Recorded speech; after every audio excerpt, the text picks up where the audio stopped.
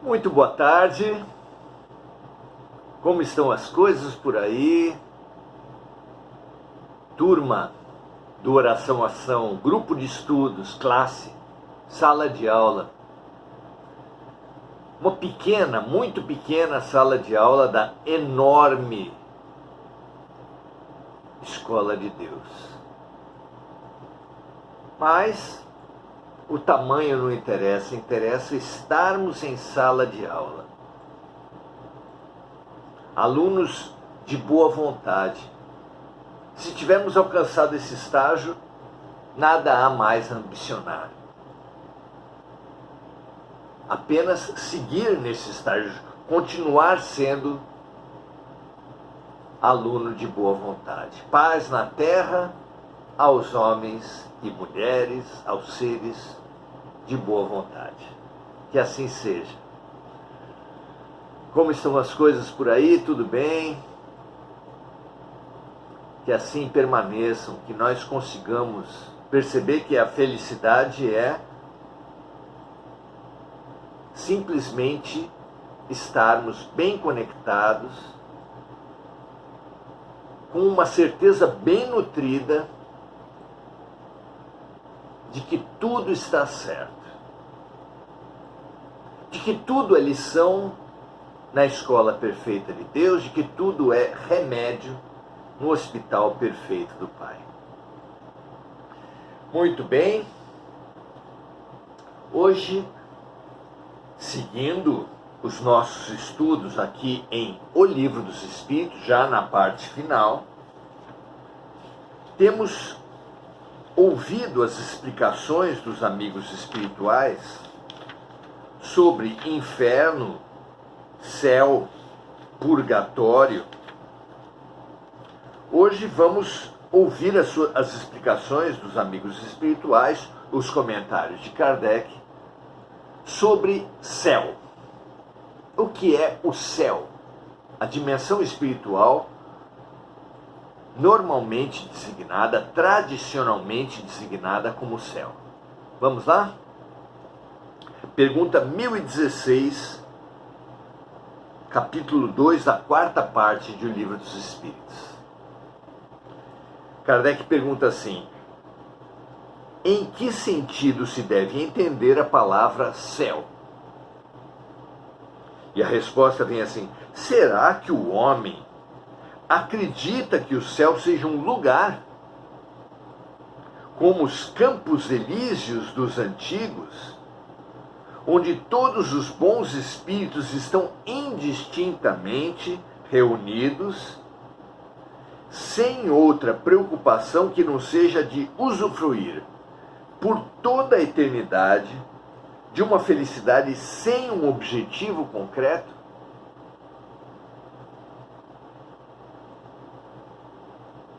Podemos acreditar nessa felicidade infantil de uma vida sem propósito por toda a eternidade? Essa ideia do paraíso, do céu, dos campos elíseos, se estende por diversos outros momentos da vida humana. Aqui na Terra é costume que nós associemos felicidade com um final de semana. Período da semana idealizado como o não trabalho. Felicidade seria as férias. Período idealizado como não trabalho. A aposentadoria, a própria palavra aposentadoria, não é pensada por nós, mas ela literalmente quer dizer ficar nos seus aposentos. Ficar nos seus aposentos, o não trabalho, equivale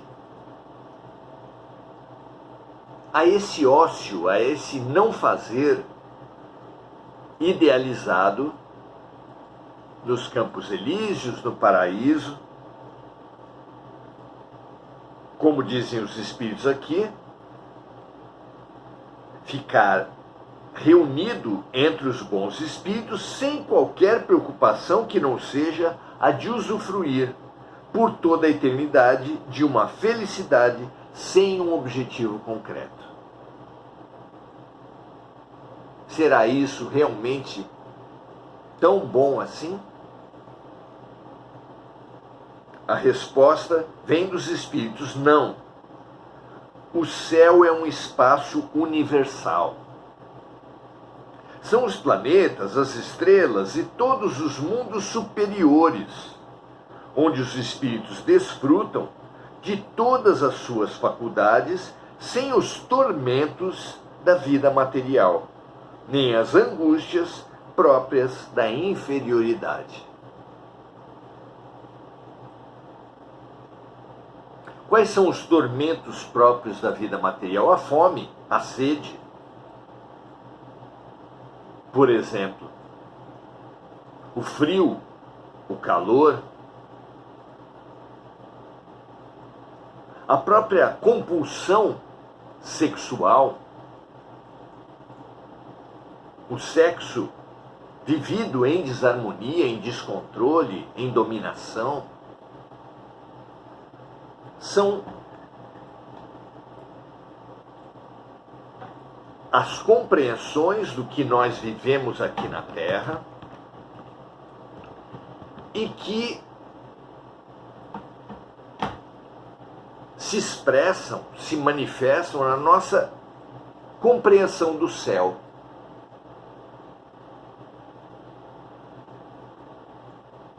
Então, o céu não é um espaço delimitado do universo,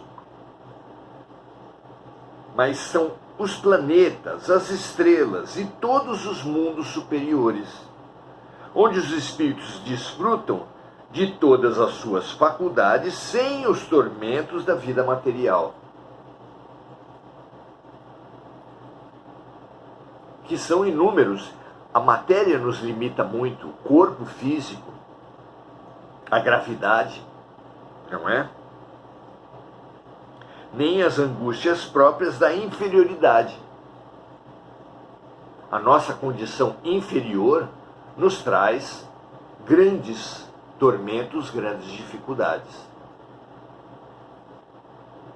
Mas ficar sem fazer nada, viver sem um propósito por toda a eternidade? Claro que não. Os espíritos nos revelam que espíritos superiores trabalham muito mais do que os inferiores. Até porque eles não precisam, não buscam o descanso. Trabalham 24 horas por dia, 365 dias por ano. Até no seu lazer, digamos assim, até o seu lazer é o estudo, é o aprendizado, é a viagem. Nada fica inútil, nada deixa de ter propósito quando ascendemos espiritualmente.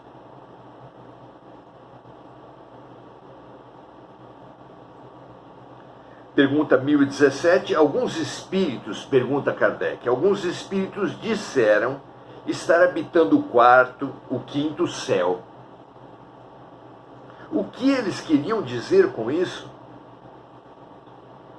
Os espíritos vêm responder assim: se os homens perguntam aos espíritos qual é o céu que eles habitam, é porque fazem a ideia de vários céus sobrepostos,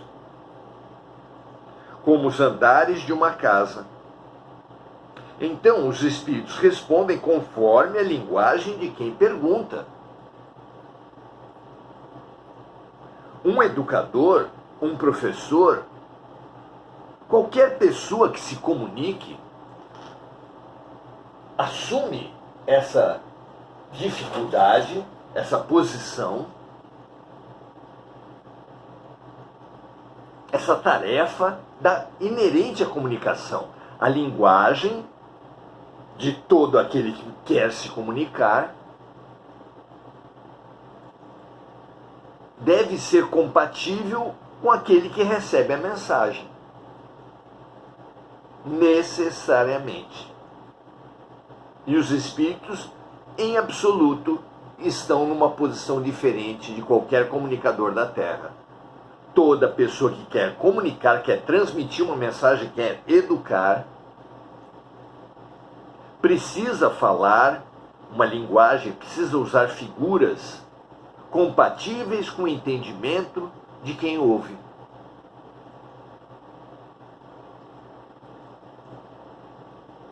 Continuam os espíritos dizendo assim: para os espíritos, as palavras quarto e quinto céu correspondem a diferentes graus de purificação e, por consequência, diferentes graus de felicidade. É a mesma coisa que perguntar a um espírito se ele está no inferno. Se for infeliz, dirá que sim, porque o inferno, para ele, é sinônimo de sofrimento. Embora saiba perfeitamente que não se trata de uma fornalha. Alguns já sabem, inclusive, que os castigos das regiões inferiores espirituais, que as dores dessas regiões não são eternas. Então, não correspondem ao que a teologia, ao que aqui na Terra nós acreditamos ser o inferno.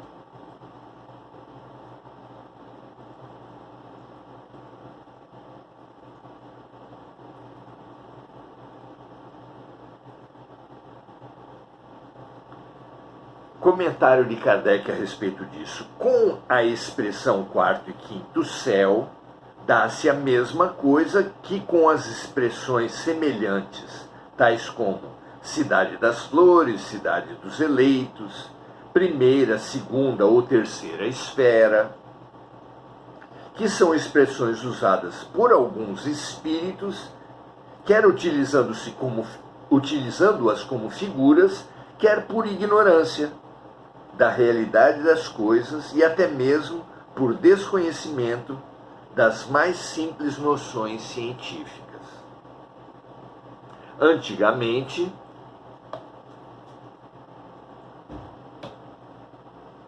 a ideia dos lugares de sofrimentos e recompensas era muito restrita. Naquela época, a Terra era o centro do universo. Essa era a crença predominante na antiguidade. O céu formava uma abóbada, na qual havia uma região com estrelas. Colocava-se o céu em cima e o inferno embaixo. Daí as expressões subir ao céu, estar no mais alto dos céus, cair no inferno. A ciência demonstra hoje que a Terra é um dos menores planetas, entre tantos milhões de outros, e sem nenhuma importância especial. A ciência também traçou a história da formação da Terra e descreveu de que forma ela é constituída,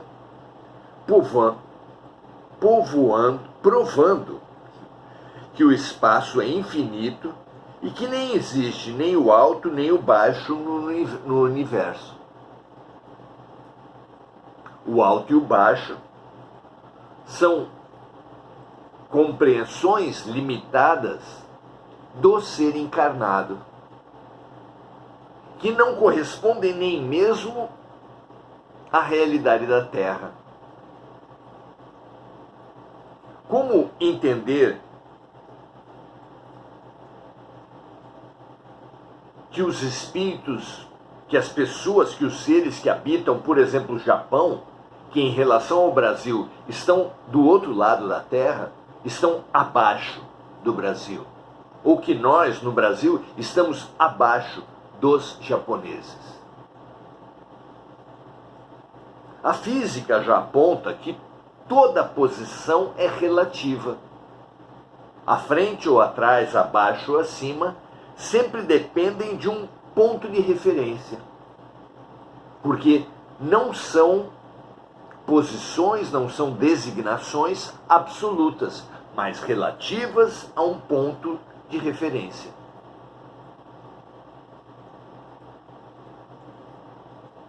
Então, nada é baixo nem alto no universo por si.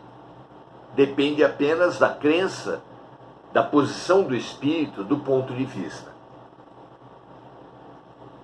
Assim, diz Kardec, torna-se necessário renunciar à ideia de colocar o céu acima das nuvens e o inferno nos lugares mais baixos. Quanto ao purgatório, nenhum lugar lhe foi designado. Estava reservado ao Espiritismo dar, sobre todas essas coisas, a explicação mais racional, mais grandiosa e, ao mesmo tempo, a mais consoladora para a humanidade. Assim, podemos dizer que cada um carrega o seu próprio inferno e o seu próprio paraíso. Podemos afirmar ainda que encontramos o nosso purgatório quando estamos encarnados, vivendo em corpo físico. Então, os seres humanos limitados possuem necessariamente uma linguagem, palavras limitadas e uma compreensão limitada. Quando os espíritos vêm ensinar a realidade espiritual, que é muito expandida, muito maior do que a compreensão do homem comum, ele acaba tendo que utilizar a linguagem do homem encarnado para se fazer minimamente compreender. Mas isso não quer dizer que a realidade do mundo espiritual é de quarto ou quinto céu, de céu ou inferno, de baixo e alto. É apenas a forma de compreensão que restou aos espíritos para se comunicarem conosco.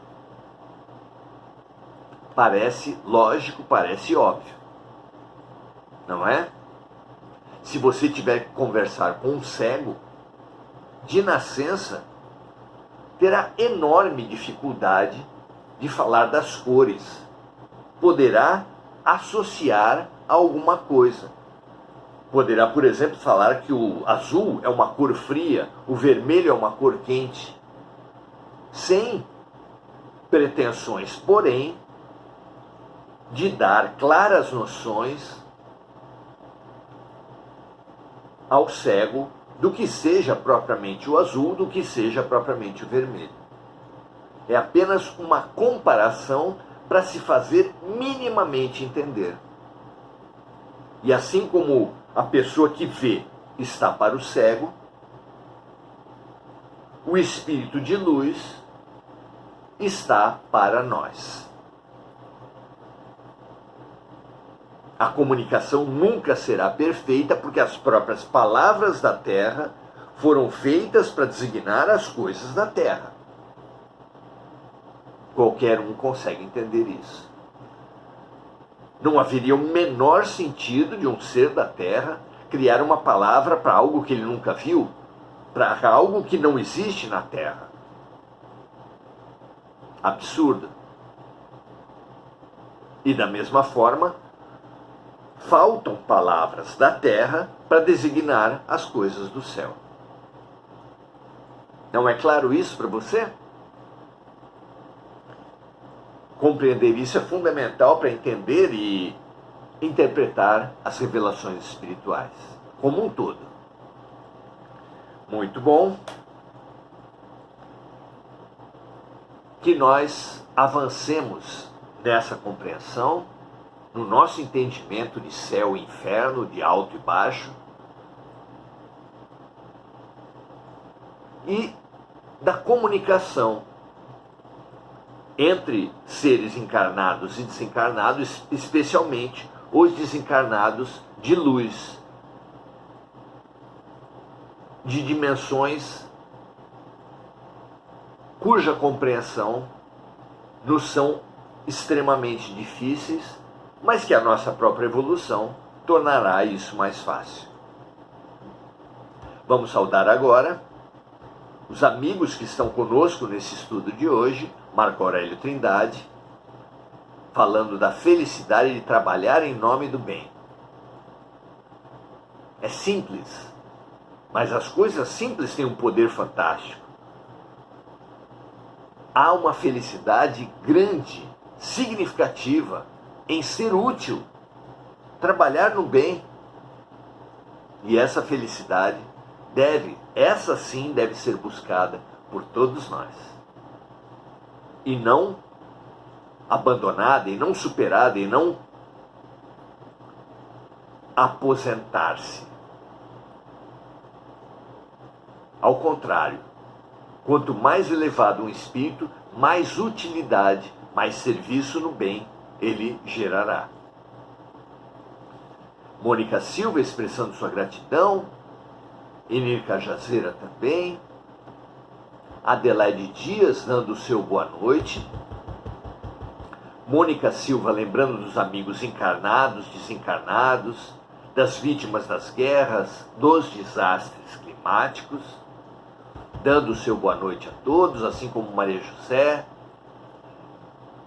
o amigo José Ferro, da Seara de José, que aliás seria muito bom que a gente pudesse se comunicar, meu amigo. Mande uma mensagem, vamos trocar. Eu tenho mandado mensagens aqui pelo Face e não consigo. Manda um oi, vamos conversar. É muito bom trabalharmos juntos. E André Salvatore. Beleza. Amigas e amigos, se o sentido da vida é o amor, a fraternidade é um sentimento muito nobre que nos coloca muito avançados no caminho do amor. Que essa nossa fraternidade, que essa nossa irmandade esteja cada vez mais forte em nossos corações, porque é ela que nos remeterá a dimensões nem imaginadas por nós. Porque o amor cobre a multidão dos pecados. O amor é o mandamento maior. A própria explicação dada por Jesus a respeito da natureza de Deus é que Deus é amor. Um grande abraço a todos. Um prazer enorme estarmos juntos. Feliz por permanecermos nessa fidelidade ao bem. Um grande abraço e até a próxima.